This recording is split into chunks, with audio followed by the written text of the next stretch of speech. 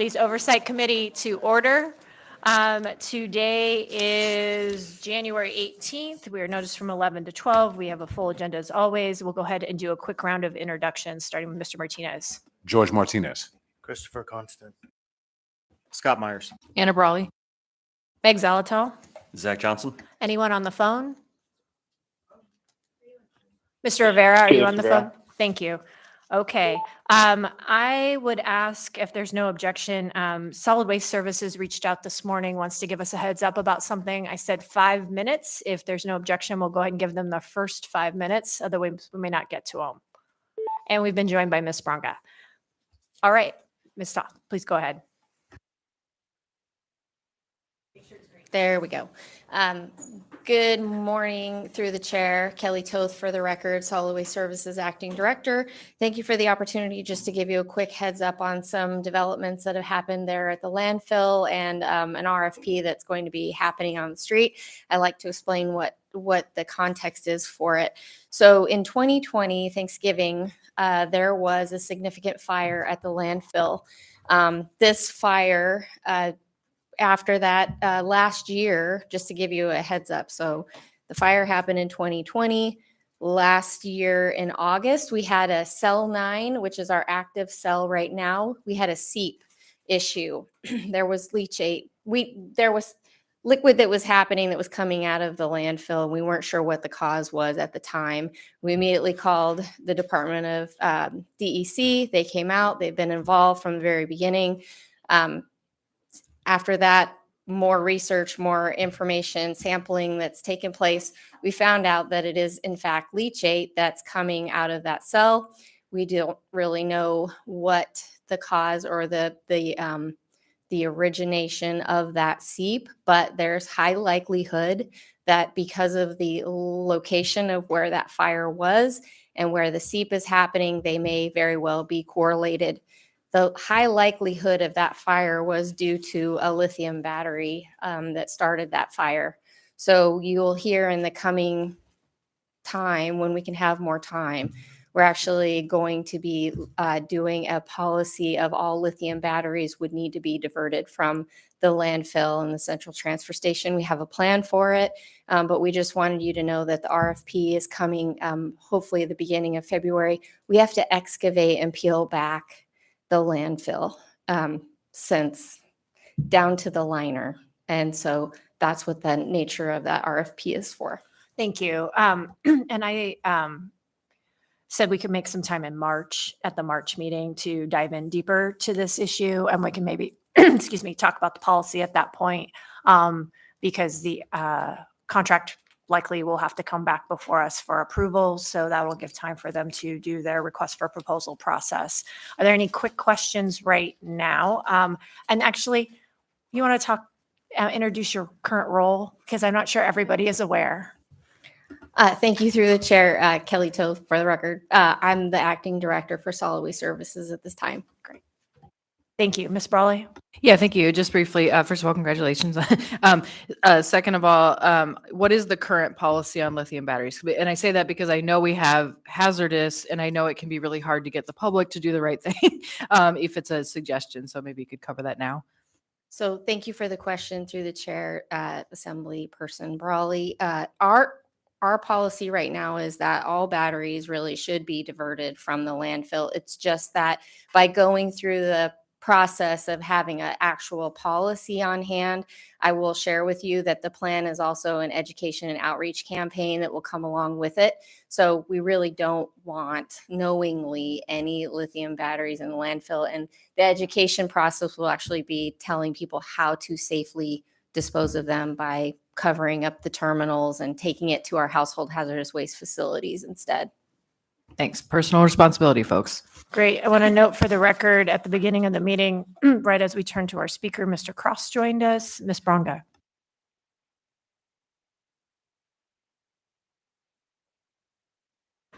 Thank you. So I know the batteries aren't supposed to go in the trash, but they do because it's a special trip. I mean, entertaining the idea of collection stations at the grocery store or I don't know where. maybe- Actually, I'm, Mar- I'm going to save this conversation for March. I'm sorry. We just have a really full agenda. We just wanted to get the heads up. Mr. Constant, are you okay waiting to? Yeah, I'll just very briefly say, I share the concern and would hope you come forward with a plan for making it easy. Okay, great. Thank you. Sorry to have to be such a time miser, but we have some really important things on our agenda. One being the port design, and this is really key. And this is our opportunity to have this before we talk about finance. So I'm going to go ahead and turn it over to the Port of Alaska for the modernization project update on design, primarily focused on design, but we do have the CFO here with us too, because of course, design is related to finance and how, as we move into finance, we'll just say that at the February EUOC meeting, there will be a broad and more in-depth presentation on the finance pieces. All right, turn it over to you. Thank you, Assembly Chair. My name is Eric Adams, Jacobs Engineering Program Manager for the Port of Alaska Modernization Program. I'm here on behalf of the Port of Alaska. Steve Rebuffalo's gone, Jim Jager, and John Daly, the PAMP Engineering Manager for the port. So today I give you a brief update, 9 slides, talk about where we're at on design, talk about the estimates, and as the chair mentioned, that February 15th meeting will dive greater into finance, and that will be the CFO's responsibility. If I could get the next slide, please.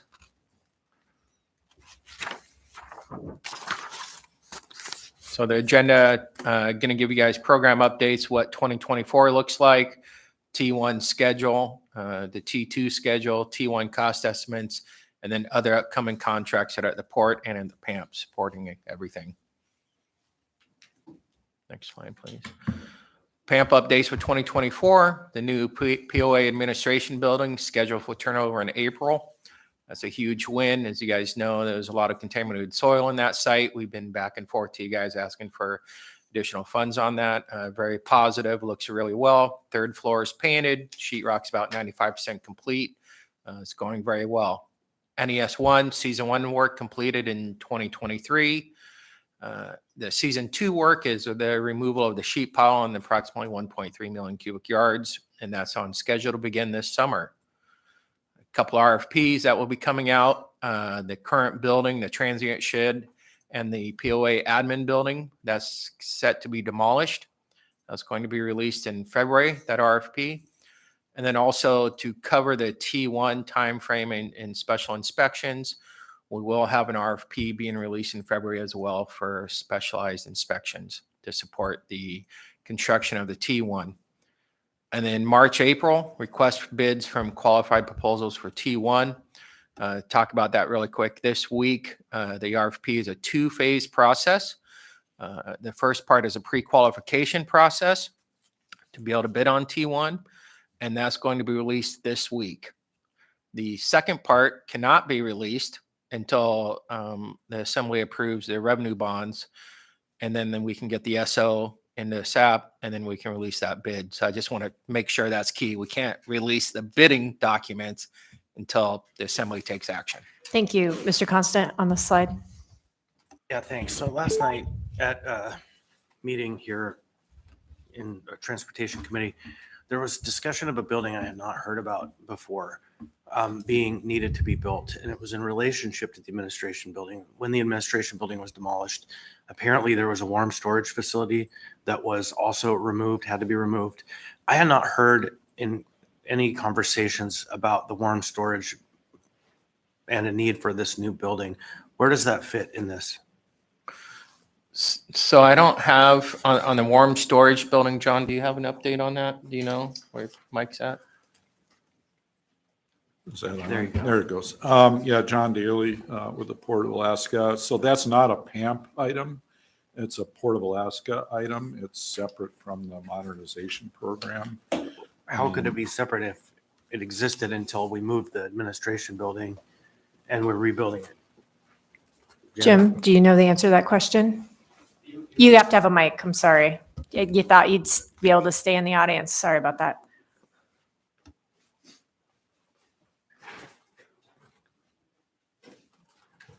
It's Jim Jager, Port of Alaska.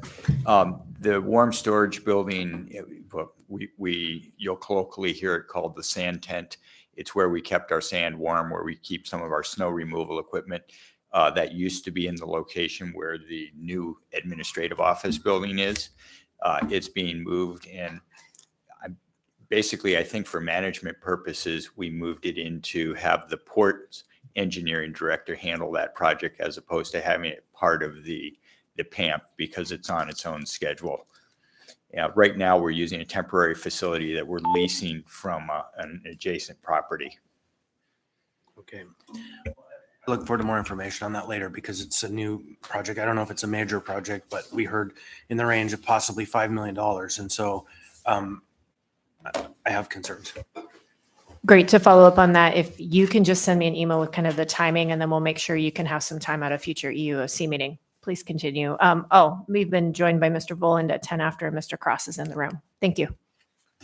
Okay. I just want to ask any questions on that RFP process for T1? Just to be clear, we're not releasing the bidding documents until the assembly takes action on that. Yeah, quick question. So only those who are pre-qualified will then be able to do the second stage of the RFP. Is that a correct understanding? Correct. Okay. It'll be interesting to see how many bidders will actually pre-qualify, I guess, is the question. Is this a typical process? Is this a process we use for the PCT? No, it's a little bit separate process than what we use from the PCT, but this is the pre-qualification process is just trying to understand to make sure that the firms that are going to be bidding on it have the marine capability to do it. For worst case scenario, I mean, this is a large project, we're talking, hundreds of millions of dollars. We want to make sure that the company bidding on it has the marine spread, marine capabilities, and has the industry and Arctic know-how to be able to get this done, right? We don't want a contractor coming from a lake in Mississippi up here to say they can build this with a 50-ton crane. Got it. Thank you. Next slide, please. So T1 schedule, as I just talked about, mid-January, release RFP for T1 construction procurement, pre-qualification process. Then actually should go out today or tomorrow. I believe the assembly ordinance AO 2024-11, the POA T1 revenue bonds will be introduced at your January 23rd meeting. The February 15th EOC meeting to review the ICE estimate. I'll be there in supporting of Alden and the CFO because I think that's going to be the finance discussion on the revenue bonds on the February 15th meeting. And then we're asking for assembly action on February 27th on AO 2024-11. And that is to approve the POA T1 revenue bonds. And then March, April, we'll send out once that action is completed, we'll send out the bid. Great. I won't be here for the February 15th EUOC meeting, so Mr. Johnson will have the helm. But I would like to flag that if what's introduced and then based on the independent cost estimate, if we have a big change in valuation, that meeting generates an S version so that it's keyed up and ready to go for the 27th. Thank you. Okay. Next slide, please. And this is a T2 schedule. We all know that once T1's built, T2's to follow on. The assembly asked that we go back and look at the difference between the 69-foot width and the 120-foot width. We do have an independent cost estimate that's going to provide that cost differential for us. The final ICE estimate on that's due March 1st, and we can brief you guys on that March, April. I would like to have the RFP for design out on that shortly afterwards. Thank you. Mr. Constant. Thanks. So we have also the funding for a proposal to do an economic analysis Yes. of the port that was requested as part of this process. And in fact, it was intended to be done before we have to make this decision. And so, but clearly because that solicitation at $250,000 or $280,000 is just coming before us, that work isn't done, is it?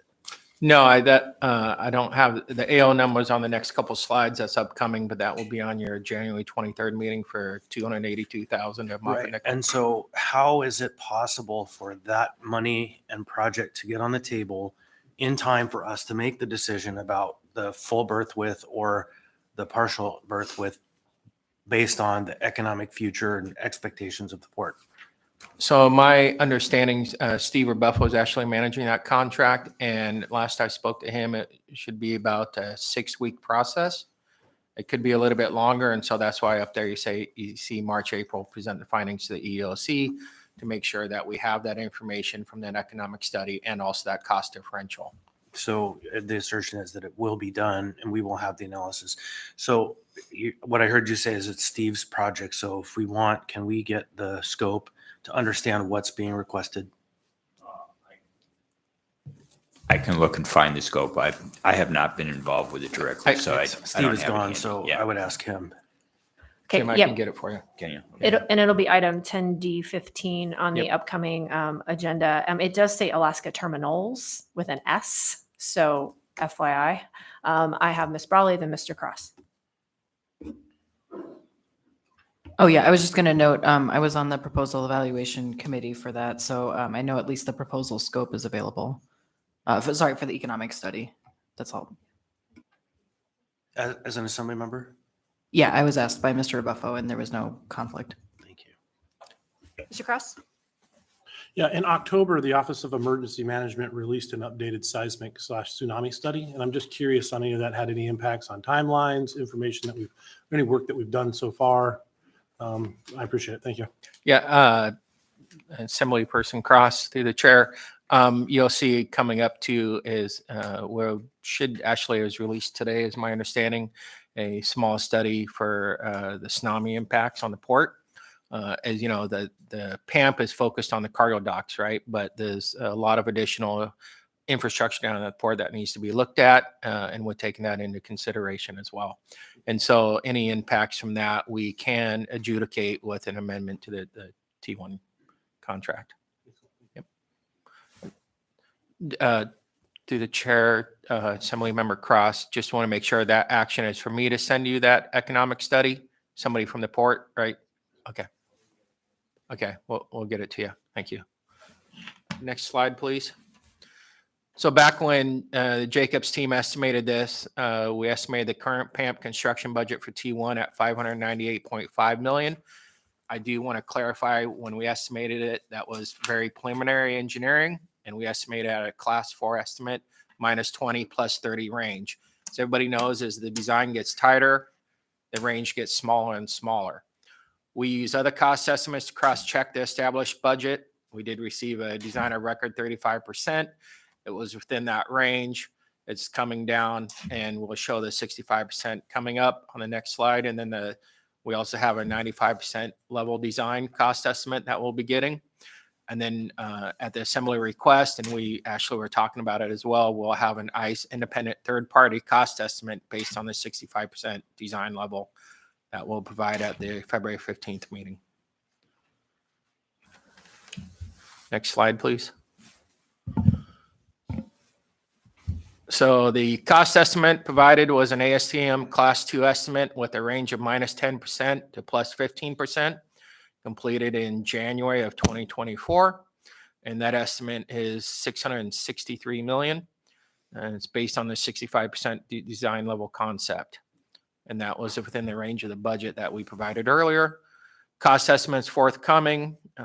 DOR will provide a 95% level design class 1 estimate with a range of minus 5 to plus 10, and that's due at the end of January.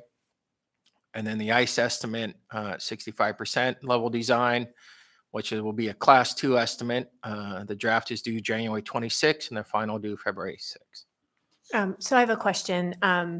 Those last two cost estimates that are coming, the designer of record at 95% and the independent estimate at 65% level of design, those are two different estimates, which could result in two different numbers at two different design percentages. Yep. Which are you hoping we use to inform our decision, particularly as to the issuance of how much for revenue bonds? Being a representative of the port, I don't want to make a policy call. However, you know, the ICE 65% and the designer of record 65%. When the final bids come in, right, that will be the determining like where that range is and the cost on that. And so since we have three numbers that will be similar at the 65%, there'll be variations, right? I can't tell you what the ICE is going to be because that's them doing it, right? Without us influence, is a comparison between those two numbers. So let me go a step further. When the RFPs are evaluated, the proposals that come in response to the RFP, are those going to be against a 65% design, or are they going to be against a 95% design? Because what we don't have before us, we have a bunch of numbers you're talking to us about, but we don't have the design before us today at 65%. The request, I don't want to speak for Alden, but I think the request is going to go forward on the AL bonds for the $663 million. I understand that, and I understand that's what's going to be introduced at, but Yes. we'll have a month. And in that month timeframe, at the next Enterprise and Utilities Oversight Committee meeting, we will get more refined numbers. Mhm.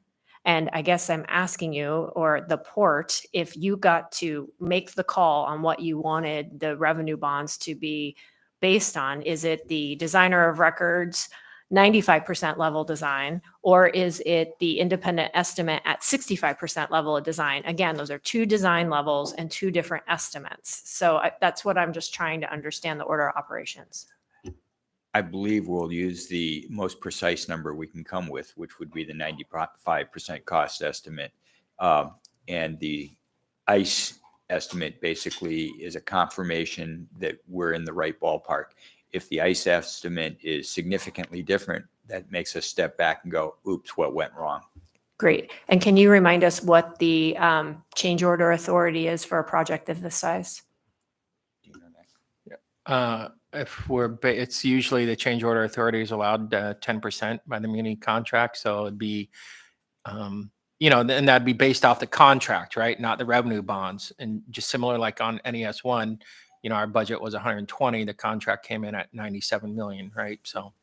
Yep, I understand. I'm just trying to bring us into where that ballpark might be for this revenue bond number, knowing one's going to be proposed and likely a different one or a change may occur before final decision. Mr. Cross.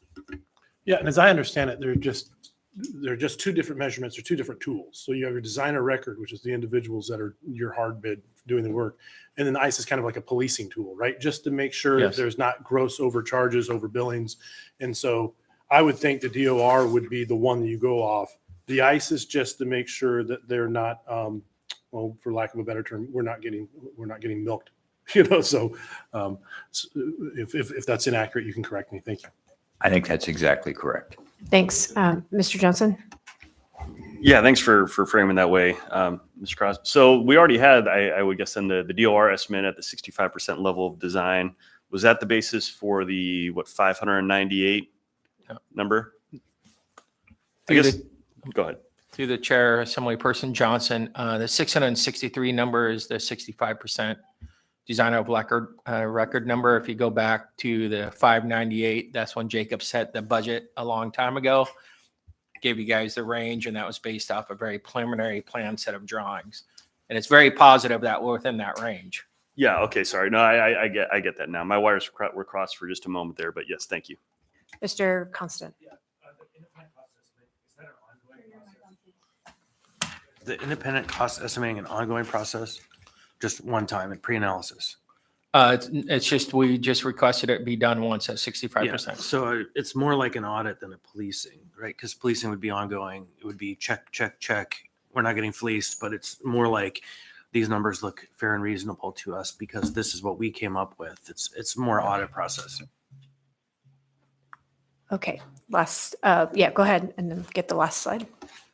John Daly, Port of Alaska. So part of the scope of the independent cost estimate includes a meeting to reconcile differences between the designer of record and the independent cost estimator. And it's meant to, as Jim alluded to, illuminate any items. We would hope they would argue about some things, like we hope there's some differences. And they bring that out and there's a meeting and then they dive more deeply into that. And then the other point I was going to make is that, of course, these are all estimates, including the designer of record, the independent one. The one that really matters is the contractor's bid at the end of the day, and that's may or may not be associated with it. What I understand for the bonds is that they need this, they need to have a reasonable basis to provide an estimate for the bonds, which this is what is supposed to be done, and it provides an industry-like standard. after the bids come in, there may be a need for further reconciliation. That's part of the program. So that's my comment. Great, thank you. And the reason we're trying to drill down on some of this is as we start talking about authorization for revenue bonds, port users are going to be starting to get concerned about potential tariff implications, realizing that before any bonds will be issued, you all will be coming back to us again. But we just want to be really clear on how we're getting to the number that will be for the authorization of the letting of the bonds to go into SAP so it can go out to RFP. Yeah, Joe. Through the chair, the one thing I'll add is when we do go to the actual contracting process, that's not just going to be driven, the price in the contracting process is not just driven by the contract itself and the project itself. There will be external market forces. What other projects are going on around the West Coast that might be diverting attention from our project? And we have no control over that. Yeah, thanks for pointing that out. I just don't want to be in a position like we were with the petroleum cement terminal where the contract prices came in so much over what we were expecting that we were for hours in a room trying to value engineer the thing on the spot. So you want to do the last slide here? Oh, go ahead. Yes, Assembly Chair. I just want to add to Jim Jager's comment there is we are aware of a single contract $8 billion project going to be let for Bremerton, Washington. And a lot of the contractors bidding on T1 will be bidding on that as well. And so there is outside market influences that will be most likely impacting the price. So, okay. Other POA PAMP contracts in 2024 that you guys will see. AM 108 2024 is the economic study for $282,000 on the January 23rd agenda. We talked about the RFP tsunami study that was released today. That's about $100,000 estimate. And we have the North Floating Dock ITB that's working through its process. That will be about $300,000 estimate. And then we have the RFP for the furniture, fixtures, and equipment for the new admin building. And that estimate's about $300,000, and that is on the street currently. And that is. Oh, go ahead. Okay. Any other questions on where we're at in the process here with the design? So I thought we might also, has anything changed with the design as we've gotten to 65% that we should know of, like functionally? I mean, we've talked about money, but I mean, in terms of like how the actual design is coming out. Assembly Chair Zalatel. The design is basically staying the same, that the scope is. There's some minor fluctuations, like we had to widen some of the catwalks a little bit like that, but nothing major. That's from the standard, but just stuff that would be flushed out during the normal design process. Mr. Johnson, then Mr. Constant. Yeah, thank you. You mentioned that, well, and you also have it up here, that there's this tsunami study to kind of evaluate the risk there is. And I believe you said there's a possible amendment to the Terminal 1 contract once we have that information. I guess maybe we don't know what we don't know at this point, but do you have any sense, one, of when we think we'll have that information, and also what the possible impact could be? I mean, is there a risk scenario where if we come back with a tsunami study and find that we have to make major structural design changes that'll have a significant impact on cost, or do we think it's likely to be not that major? To the Assembly Person Johnson, the tsunami study that the docks will be standing after a tsunami event. It's really the ancillary equipment, like an electrical. We do have an electrical substation that we're putting in there, right? And it's going to look at how to safeguard that in the future. But it's as well as the rest of the port infrastructure as well, right? I mean, the tsunami maps just came out. They're not officially adopted yet. We're trying to get ahead of it. Make sure that we're planning for advance, because I think down there at the port, it says about a 30-foot wave would hit it.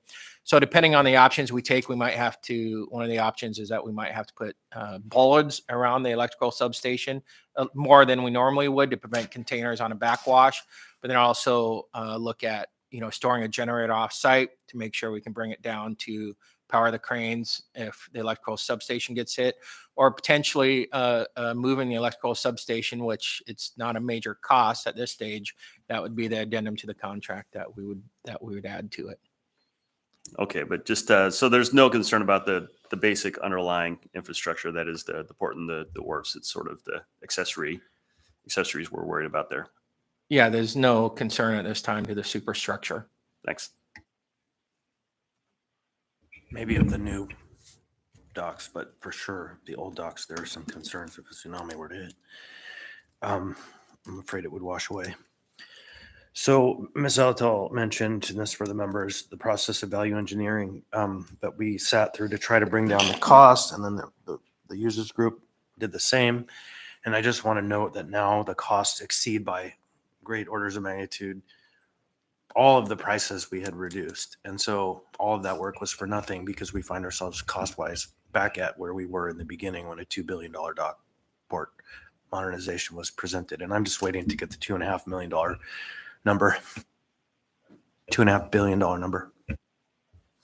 Okay, I think what would be helpful as we are in 65 and 95% design, we are really fixated on numbers right now, and I understand why, is kind of just, you did provide it verbally, but maybe just the little things that may have changed physically in the design, or if we're just kind of really solid, so that we've got that. Other than that, any other questions on port modernization right now? Okay, we have, thank you. We'll see you back next month. We're going to want to make sure that the port users are invited to that meeting next month too. We really do want to hear them or have them hear the conversation, particularly around the steps for the plan of finance. So next up is AWU, Thank and they you. have quite a few items. Thank you.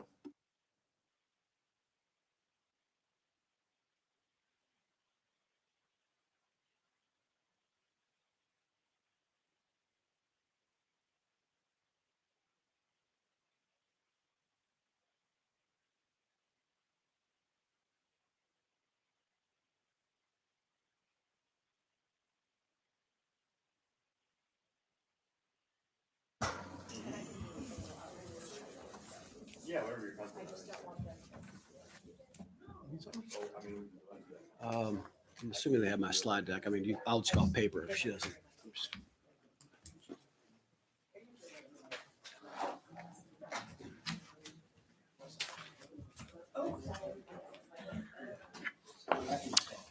Okay, what we have next, and these are online for anyone on the phone, is the AWU briefing. There are 3 items. I'm going to let AWU take them in the order that they would like to, but it's source requests for specialty environmental regulatory legal services, the proposed RCA tariff changes for Clutno water treatment plant safety, security, and liability, and then cyber security threats, defenses, and staffing. Mr. Corsentino. All right, thank you. Mark Corsentino, General Manager, and I've got Dave Persinger, my Assistant General Manager, with me as well. As Meg alluded to, we're going to give you a briefing on 3 topics. We'll try to keep it brief.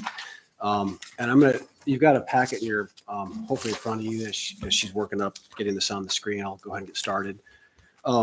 As she said, this kind of came about through some member Cross of all people. So he asked a question based on an article he saw in the paper about cybersecurity attacks on a water treatment plant in Pennsylvania, which said we should probably give you a briefing on that. And so that's the 3rd item on there. The tariff changes at Clutno, those are important just because we're making some changes that there's no action on that I'll need from the assembly, but I just want you to be aware of why we're doing it, because there could be some noise on that, even though it only impacts 1 customer, but at the expense of the other 60,000 customers we have. And then the first topic, which is maybe one of the more important ones in my mind, is that it's a time-sensitive procurement we need to do with special regulatory environmental legal services. And that was a little tricky. We've stepped into some mud on this one. And what I want to do with this topic, which is the next slide, is tell you what we need and why. And as far as how we get there, there's a few ways to potentially do that we're trudging through, but there's some questions that we need to resolve with this body on that as well. So at a high level, we've been running into the EPA and DEC have pushed out a lot of new environmental regulations for good reasons. You know, when I look at AWU, our mission is to safeguard the public health and the environment through clean and reliable water and wastewater services. We want to do that. We need to do that. Sometimes regulations can get ahead of the curve with respect to implementing rules and regulations that don't have a way to fix them. And case in point, one of the biggest regulations that we're struggling with that's not implemented yet, but other states have implemented, is a thing called human health criteria. That's the HHC thing on this, somewhere on this slide deck. We have that here.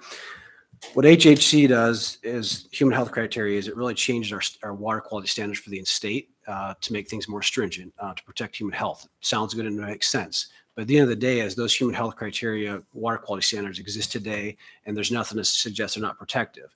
This is a big enough topic that the way this all fell out to be and why we've asked for this time-sensitive legal contract for environmental services is in late.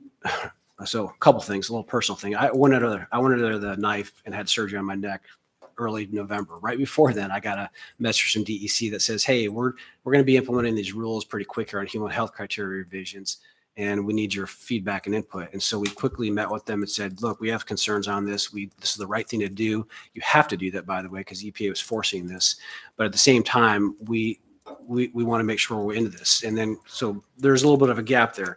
Also around that same time, Girdwood, we have a well issue there.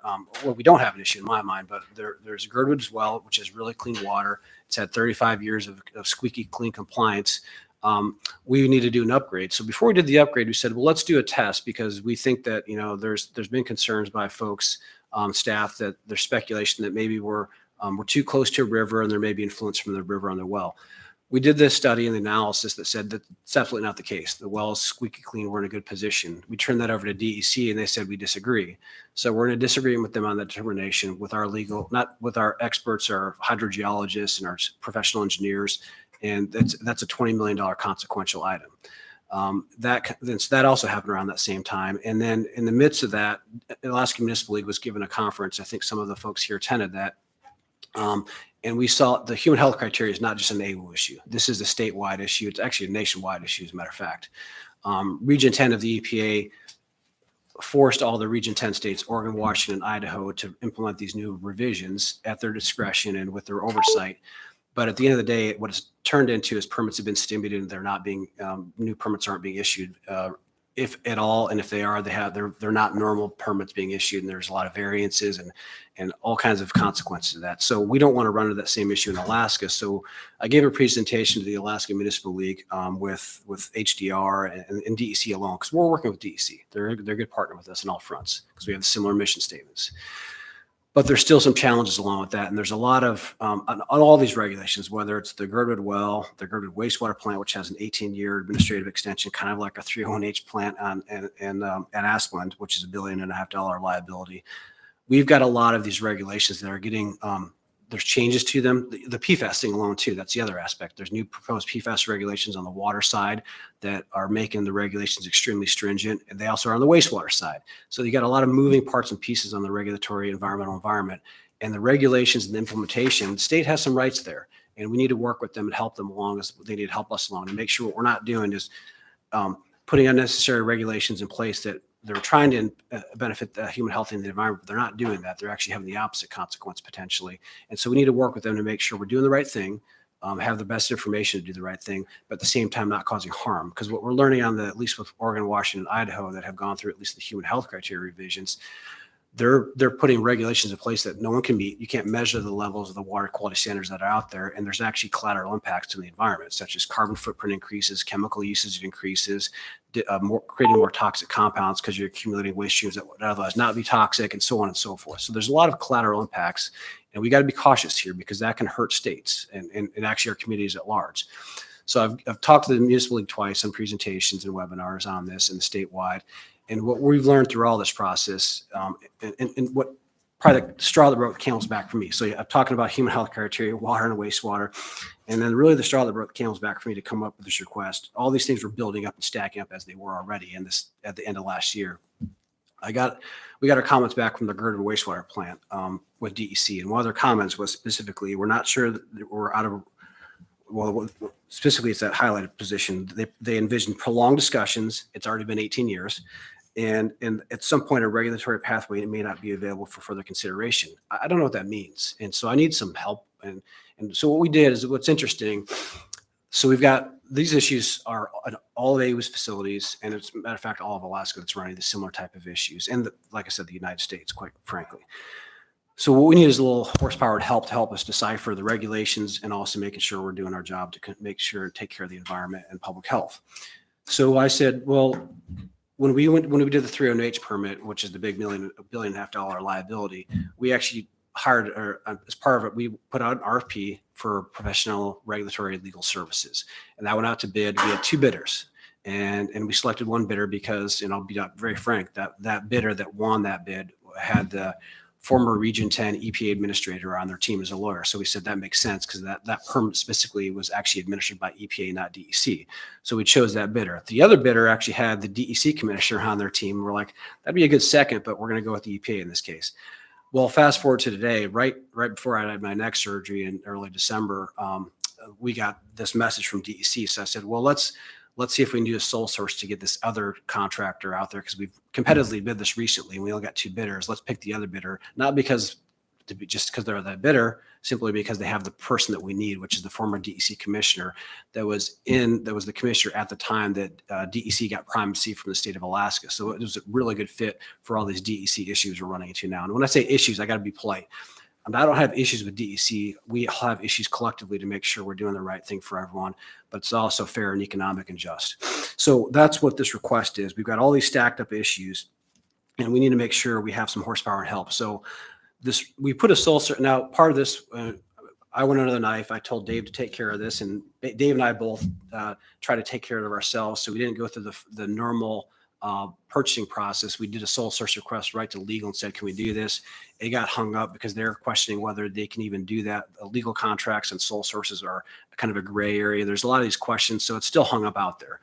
What I asked the mayor to do is, can you just do an emergency waiver? Because we've had meetings since November, December. We've had continuing meetings. As a matter of fact, we had a meeting this afternoon. Fortunately, it got canceled by us because we didn't want to linger and wait. I don't like canceling meetings with regulators because it doesn't look necessarily great. Point being is we really have a time sensitive issue to get a regulatory, legal, environmental contractor on place. We've had these before. We have specialty lawyers that we retain right now in our RCA realm, because all our tariff provisions that go through have to have regulatory legal advice that MOA legal doesn't have the expertise in. Flip side, we also have that for water rights, which are extremely important right now with the Clutna Lake and whatnot. And those are things that MOA legal, they're very good at general legal purposes, and I love everything they do, but we need special regulatory legal services for these specialized services. Hence, I've asked the mayor to do a waive Title VII under the time is of the essence clause. He's not clear that can be done, so I'm bringing this before this body and I want to make sure I get input and insight. So this is probably the longest thing. I don't necessarily have an ask here other than other questions and feedback on the justification need for this. Great. I'm asking Colby to come up. Yeah. So I think there's, under Title VII, there are a couple of routes for you. So the mayor has the ability to waive Title VII. The assembly has the ability to waive Title VII by resolution. Okay. And we meet on Tuesday. Yeah. So I guess I would ask first, Ms. Hickle, what's the current status as far as so we know whether or not we might be seeing something on Tuesday. And I believe there's nothing that would preclude under Title VII a joint waiver if it's feeling like we need to possibly speak together. So, Ms. Hickle. Yes, to the chair.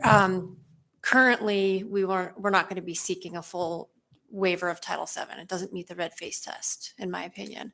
So if we were to go for that, we would look at waiving the procurement length of time from possibly 15 days to 7 days.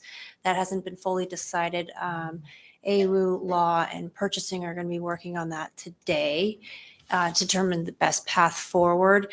There is a time of the essence, but I believe that we could possibly even work within the 2-week RFP procurement process and not delay this further. But again, I would like to get with the team to ensure that that is actually possible. Okay. When you say it doesn't meet the red face test, do you believe that what does that mean to you? You mind if I speak to that? One of the questions was that we had is there's that provision calls it emergencies. There's emergency and there's time is of the essence. And are they the same or are they different? If they're distinguishable, to me, this is absolutely time is of the essence. That's my opinion. Is it an emergency? No. And so Okay. if you consider them the same thing, then it's not an emergency, but Okay. it's certainly time is of the essence. I mean, I don't consider them the same thing. Otherwise, why would we have 2 code provisions? Mr. Constant, then Ms. Brawley. Yeah, so I actually have a different perspective on this, and it may need a code change at some point. Maybe not too far in the future. I think that there are a couple of kinds of legal services. legal analysis of policies to draft updates to the code and do other things in the future, maybe is one set, and then representation is another thing. And I feel strongly that a client should be able to pick their attorney, that it shouldn't be left up to the luck of the draw and somebody who wrote the lowest offer to have your representation. You shouldn't be aiming to have the cheapest attorney. You should be aiming to have the attorney most prepared to meet the need. And so for my part, this falls clearly into the case of trying to provide representation on complex legal questions. And so to me, it narrows into, is there a broad array of people who could fulfill this role? Is there someone you have a long-term relationship with that knows your operations and how things work? Because all of those factors mitigate toward making a sole source decision. That is, this is the right person to provide advice to me on the questions I have because they know us, they know the deal. So I think we may need that. The assembly should always be able to pick their own counsel, notwithstanding any procurement process where the purchasing director says, you have to go through this and do it my way. The mayor should also have the same power. And so somewhere in there is, I think, a solution we need to find. Thank you, Mr. Constant. Bringing up Title VII, that second option says waive in writing when time is of the essence and there is not sufficient time to bring the request for the waiver to the regular meeting of the assembly, and it's in the best interest of the municipality will be served by such action. So again, we meet Tuesday night. Ms. Brawley. Yeah, thank you. I guess I had two questions. One was on DEC, and I understand you haven't had your meeting and it got canceled today. I guess if they're putting these requirements, is there any discussion with the municipality or with those other municipalities around the state around the funding issue? Because, Anchorage is one thing. And then, of course, many cities are less fortunate than us in terms of our own revenue. So because it seems like that needs to be part of the conversation as well. That's one question. To answer that one, yes, that's why we've brought in the Alaska Municipal League and gone through webinars and engaged DEC closely on this and saying that was our position. Look, you got to understand the broader consequences of this to the entire state. And we're all collectively working now with DEC to the best of my knowledge, but DEC is taking lead on that to answer those questions.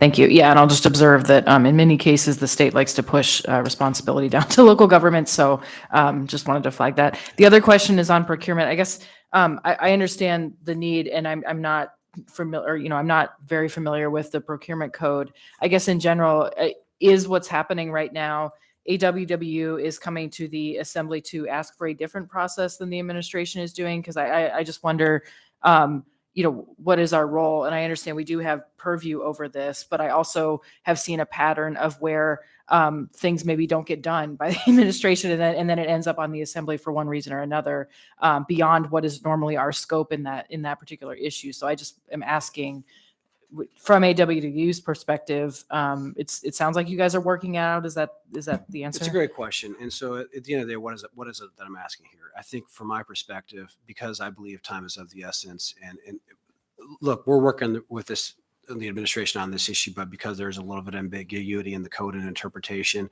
I want to make sure from my perspective, I've explained to the assembly what we're asking. And is there any non-objections or concerns? I don't need an answer. I just want to get the flavor of, do you think this is a fair request to do? Because if I ask the mayor to do this, he's putting his neck on the line on my behalf, on the utilities behalf, the community's behalf, in my mind. And I want to make sure I don't put him in trouble. Yeah, I've done that before, by the way, apparently. So I want to play it safe, at the end of the day. And I understand there's concerns on both parties. And I'm in the middle of this, and that's fine. Honestly, to me, this is beyond passing the red face test for time is of the essence. We had the meeting canceled today, but there's other meetings going on the next 2 weeks bidding, and then another time to get through the process. We're 3 weeks to a month out, and we're going to have other meetings with DEC on this, on at least the Girdwood side, on a couple of them. And I know, and I really like that representation. Can we get by without it? Sure. It'd be a heck of a lot better if we had that representation there for the good of the order to get this lawyer up to speed on these sensitive issues that are really complex. And just to follow up, I don't have a strong feeling about this, so I can see the rationale. I can also see the rationale for following Title VII. I just want to note, as you said, that having the mayor put their neck out there, whatever it is, if the decision is to not do that and then push it to the assembly, then it's basically pushing that perception risk to the assembly. So I just want to note, and that is not a comment on AWWU, but there is a pattern of that, or a risk of that continuing to happen. Thanks. Ms. Bronga. Thank you. This page here, it would be really nice for people who aren't, I'm seeing MPDES, Yep. COBC, Yep. GWUISW, SDWA. I don't know what that means. Yep. And, a glossary included maybe? Yeah, welcome to our world. So COBC is a compliance order by consent because of a groundwater under the influence of surface water determination challenge. So what that means is, as I kind of alluded to earlier, Girdwood's well has always been a groundwater well, and their treatment standards for groundwater wells are a lot less stringent than surface water, like at Eklutna, where you have to do filtration and disinfection. We do disinfect Girdwood.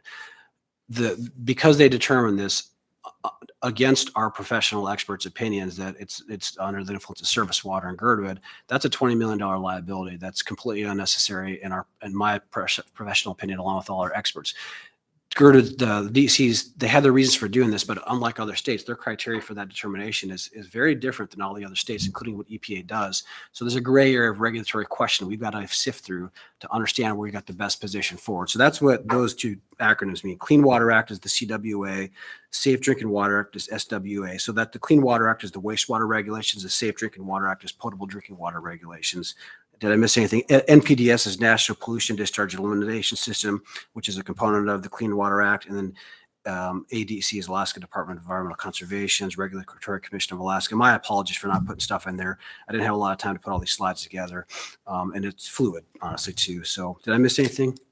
Okay. Okay. Maybe you just have a slide you always keep for us at the back called the glossary. Mr. Constant, then Mr. Johnson. Thanks. It's just procedural. I think Miss Brawley, it's slightly the reverse of what you said, or somewhat the reverse, that if we take on the waiver process, it's actually in the code, we should be the ones doing that whenever possible. And so it's not that we're left holding the bag if the executive doesn't. What should happen is, if the decision is being made to authorize a waiver, it should come to us on a regular agenda or a special agenda on the addendum as an item, not the mayor waives this because it's in the best interest or for whatever reason the argument is. That's the, if you can't do it the other way approach. The code, it says that bring it to the assembly grants the waiver. If there isn't time, the mayor can. So I want folks to understand that these questions really should default to come before the body, and the body is generally amenable to achieving policy goals that are trying to protect the municipality. And so the deadline for the addendum is today. The addendum is always better than late on the table. And if it's coming, I would request it come sooner than Tuesday, like today, tomorrow. That way people have a chance to chew on it and understand it. But I think that it's fine for us to approach this. And again, I'll just repeat myself once and say, I don't think it's based on the time issue. I think it's just based on having the right representation. I'll Okay. move it along. So out of respect Well, to- hold on, one more. Oh, Yeah, okay, that's- you're good, Mr. Johnson. Okay, yep, you've got the remaining. Okay. So Hold the- on one quick second. I just want to make sure, do we have anybody here for audience participation? Anyone? Okay, you've got the remaining 6 minutes. Okay, Go. so bulk water tariff sales briefly, what this is, strangely, in the late 90s, we allowed special contracts for people to buy bulk water for bottled water, which is great, except we were giving them unfinished water. It wasn't fully treated water, which has always boggled my mind. And in this day and age, the way that's done is we have tanker trucks coming up to our facility, and with changing drivers, it's honestly, we have the whole shedding new light on the water industry, particularly because it's a public health issue and the security concerns associated with it. We went to our board and we've talked with our regulatory attorneys that says we want to go back to the RCA and remove that rule in its entirety. We only have one customer. And the reason is what's going on is they're taking unfinished water, and we, by the Safe Drinking Water Act, have to provide fully finished water to our customers, which is chlorinated and fluoridated. They're getting not raw water, but treated water that's not chlorinated and fluoridated. Bottled water companies don't necessarily have to do that chlorination and fluoridation, but we do. It's a very gray area. Again, it gets back to the legal regulatory representation. You have a FDA regulation and a Safe Drinking Water regulation that are not in alignment. We follow SDWA regulations. The bottled water companies are FDA. So there's a gray area there. The reality is for us, that's a snide note. The bigger issue is we're putting the entire population of Anchorage's water supply at risk in my mind by allowing truck companies to come in there and take this water, and it's putting us at risk. So that's the biggest reason right there. And we want to remove that. We want to limit our exposure and our liability to our plant for physical security needs, which ties to cybersecurity to some degrees too. But we have alternatives. We have we have the best water in the world. Look, Oklahoma Lake is an oligotrophic. It's a pure, pristine water source. It's the best water in the world, but you're going to get it treated. That's what our services that we provide. We provide fully finished water. We don't want to stretch ourselves out and thin. It actually disrupts the plant when we do this. We have to escort these people. We don't know who their drivers are. There's a vetting process that's not always done. The drivers change all the time. It's a risk. They're at the plant physically. And by the way, we don't know that the tanker trucks are clean. So and disinfection does provide that extra precautionary safety. So we want to follow our safe drinking water guidelines to the T and make sure we don't allow this provision. So we have to go to the RCA, and that's what we're doing. Go ahead. So you generated a few questions. Mr. Constant and Ms. Brawley. Thanks. I have a question on this and a separate question to start a future conversation with before we're done. But my question on this, you speak of liability. I think I can imagine the liability. What do you think is the liability of allowing them to take water that's not fully treated? It's look at risk, probability times consequence. The probability of this happening is probably fairly low. The consequence is terrible. I mean, people can get sick and they can blame us. Right. That's the concern. I think that's a very real and valid concern. Whatever you put out, then you're the final Yes. holder of liability. Then the community confidence in our water is lost. And That's a separate Okay, piece. I'll leave room for you for the final question before we adjourn. Ms. Brawley. Yeah, thanks. I would support this. It looks like it's just being moved forward to the RCA. I always thought it was odd that public sector jurisdictions sold water in this way. I know. Anyway, setting that aside, question, you said there was one existing customer. So just to understand, what is the impact to their business? And then what is the alternative for them should this pass and then they're not allowed to do what they're doing now? we're going to give them a softer landing, and allow kind of a year exemption as we're proposing to let them continue within reason unless we find some other reason to not. But even then, they're still going to be able to get all the water they need from us as our existing customers can. There's commercial water, red top hydrants that are allowed to use that same volumetric measure. We'll work with them to do a soft landing. But at the end of the day, they may be unhappy because they may have to do treatment to remove the fluoride and chlorine now, but that's unfortunately the business we provide. Go ahead. And so the final topic, cybersecurity, is at the end of the day, I'm going to fly through these slides and go to the kind of the last ones. We do a really good job. There's no risk. Well, there's always a risk associated with cybersecurity. We know that. Hence the reason why we have really good measures we put in place. We have a business network and a SCADA network, different networks. They're air gapped, they're protected. There's all kinds of layers, enterprise firewalls, and so on and so forth. The biggest thing that I'll just make this body aware of, because it's coming up to a boiling point as it is now. It has been for a while. Is our SCADA system, which is our supervisor control and data acquisition system. It allows us to remotely monitor and operate our entire system from Girdwood to Eklutna. Thank you. So huge area, bigger than the state of Rhode Island, with hundreds of facilities in between. And we don't have enough staff to man every facility. Just that's not normal. But we do have to monitor and observe and control those facilities. And this network allows us to do that. So it's heavily protected. You could over-fluoridate, over-chlorinate, add other chemicals if you were a bad actor and wanted to. And that's what the concern is with this, what happened in Pennsylvania. We're more robust. Now, the one thing I will say to that, though, is what's going to happen, this body may see this. We rely on both our IT department and our SCADA department to maintain and operate this facilities, to keep them up to date with new updated software revisions and whatnot. The SCADA system entirely is a programmed system. It integrates both electrical instrumentation and the operations. You need SCADA programmers, is what you have. Well, we don't have that. Unfortunately, those positions are in the plumbers union, and right, wrong, or indifferent, the plumbers do an incredible job of everything they do. I can't say enough good about how the plumbers do good work, but the problem is they're not SCADA programmers. And we've known this for a while. We've slid by for years we've lost a person here, lost a person there, but we've had just enough. Plus we have contractors that can fulfill that work. We're at the point now where we've been over a year. We haven't had 3 SCADA programmers of what we have in our position filled. They have not been filled. We don't have candidates. Sometimes we'll get them. They'll say, well, there's better jobs, higher paying jobs. We're in a really big pinch. So we're moving with labor and HR to see if there's a way to move this group into the IT realm, which is more applicable to what they're doing. But it will cause some labor